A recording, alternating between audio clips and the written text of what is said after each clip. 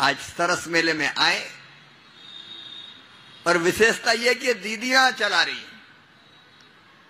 जब मैं मुख्यमंत्री था तो मैंने तो सीएम हाउस में भी दीदी कैफे खोला था। सीएम हाउस में मेरा सेक्रेटरी हेड था, उसमें भी दीदी कैफे।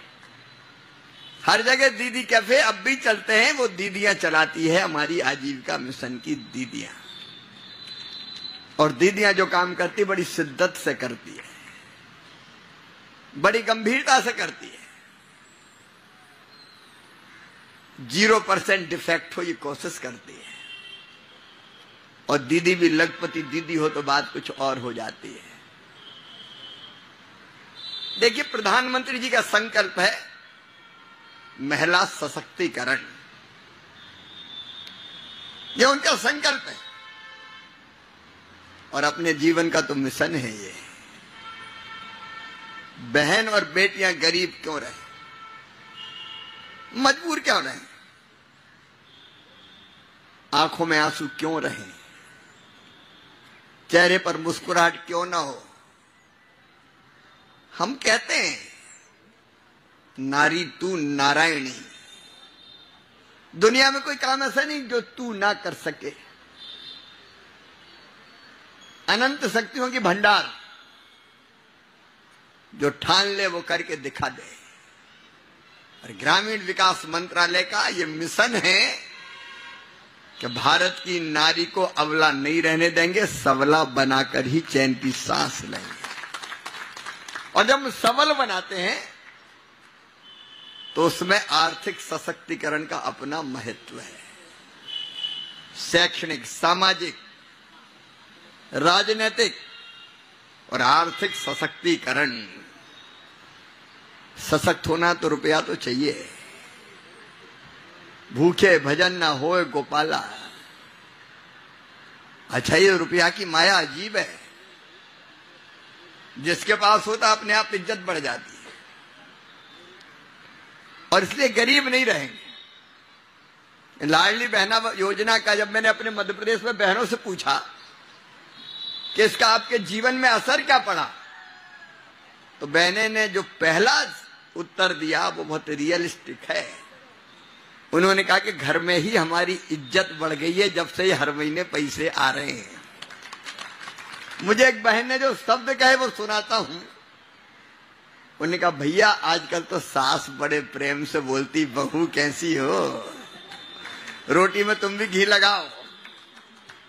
और एक ने कहा कि आजकल तो वो भी बड़े सीधे हो गए, कहते हैं पप्पू की मम्मी सब ठीक तो है, आ गए कि नहीं आए पैसा भी।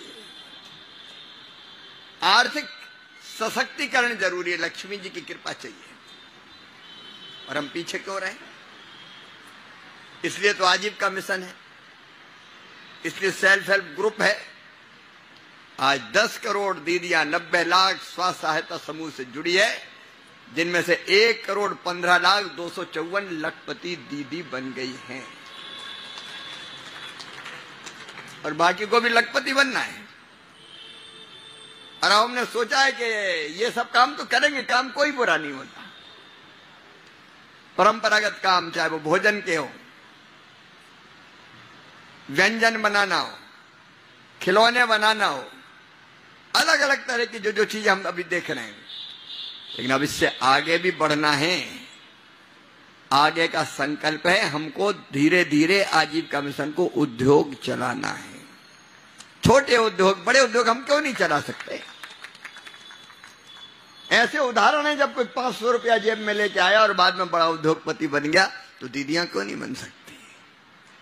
और इसलिए लखपति का ये सफर प्रारंभ हुआ है, करोड़पति तक जाएगा। जमाना बदलना है। सिर्फ हंगामा खड़ा करना मेरा मकसद नहीं, मेरी तो हसरत है कि ये सूरत बदलनी चाहिए। महिला सशक्तिकरण भारत को सशक्त करेगा।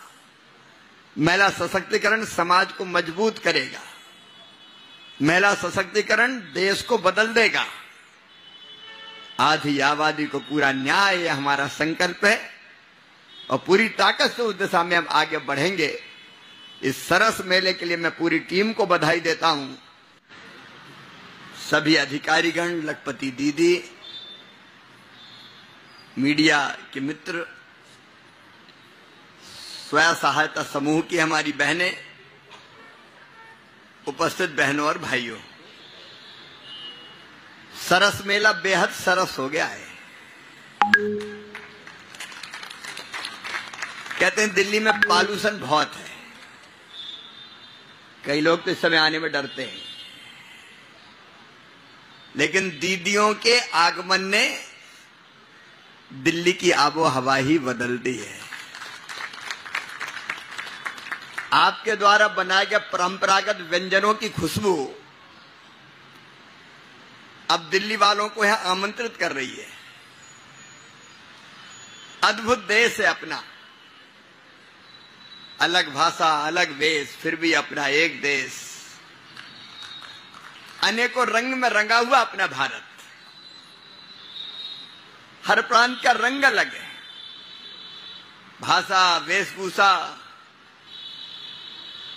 परंपराएं, त्योहार, उत्सव और खान पान, लेकिन फिर भी एक दूसरे से जुड़ा हुआ है। अभी कमलेश जी और चंद्रशेखर जी बोल रहे थे, अलग अलग प्रांत की अलग अलग विशेषता, गुलदस्ते की तरह अपना भारत है जिसमें रंग रंग के फूल खिले हुए हैं।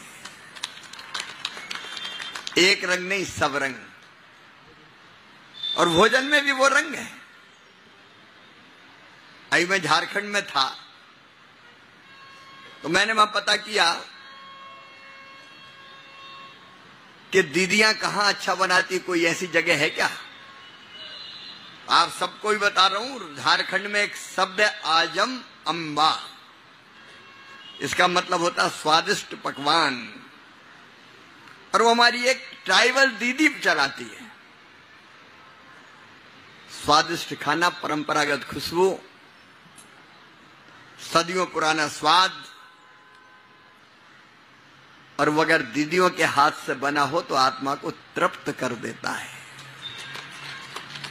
वहां मैंने खाए थे चाकोड़ साग, चाकोड़ का साग, सहजन फूल के पकोड़े, दाल पीठा, फुटकल की चटनी, ब्रह्मी साग की चटनी, कुंदरू की चटनी, धुसका, ओल का भरता, चावल और रागी का छिलका, बैगन उसका इंतजाम भी अभी है, बैगन, उड़द, बड़ी की सब्जी, कटई साग और गोंदली की खीर। कुछ दिन पहले उड़ीसा गया था मैं, तो वहां का परंपरागत भोजन दाल भात, पालक की भाजी, केले की भाजी, पुदीने की चटनी, साग जैसे स्वादिष्ट पकवान थे। छत्तीसगढ़ के गढ़कलेवा भी हम गए थे। आप में से कई मित्र अगर नहीं गए हो तो जाना जरूर। पारंपरिक छत्तीसगढ़ का भोजन बहनें परोस के खिलाती है।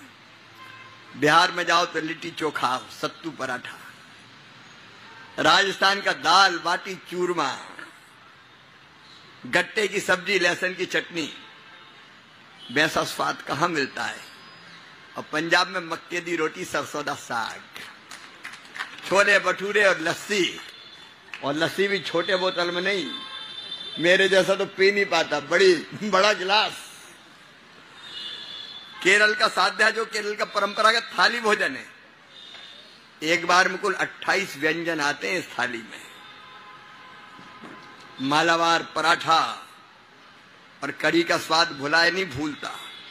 कर्नाटक का नीर डोसा